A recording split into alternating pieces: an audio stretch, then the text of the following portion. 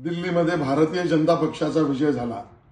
माननीय नरेंद्र मोदीजींच्या नेतृत्वामध्ये दिल्लीतील मतदारांनी माननीय मोदीजींच्या नेतृत्वावर संपूर्ण विश्वास दाखवताना विकासाला मतदान दिलं।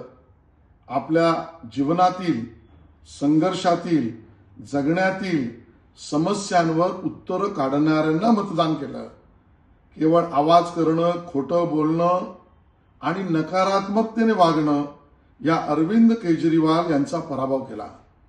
मला वाटतं येणाऱ्या मुंबई महानगरपालिका निवडणुकीत सुद्धा उभाटा शिवसेना ही आम आदमी पार्टीप्रमाणेच प्रत्येक विकासाला विरोध, नकारात्मकतेची भाषा आणि आवाज मोठा करून खोटं बोलणं हाच धंदा उभाटा सेनेचा आहे। आणि म्हणून भ्रष्ट व्यवस्था, भ्रष्टाचार, भ्रष्टाचारातल्या पैशातून उभं राहिलेलं शीश महल बंगला हे अरविंद केजरीवाल यांच्या पराभवाचं कारण ठरलं।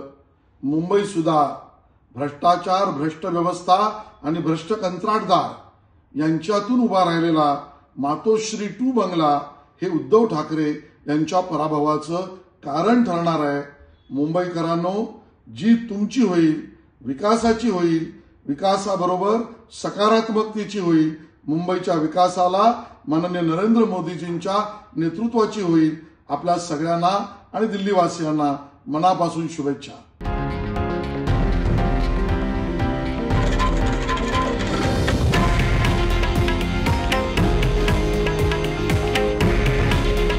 हे आहे देशातील नंबर 1 न्यूज नेटवर्क आणि आपण पाहत आहात TV9 मराठी। काळजी तुमची, हित महाराष्ट्राचं।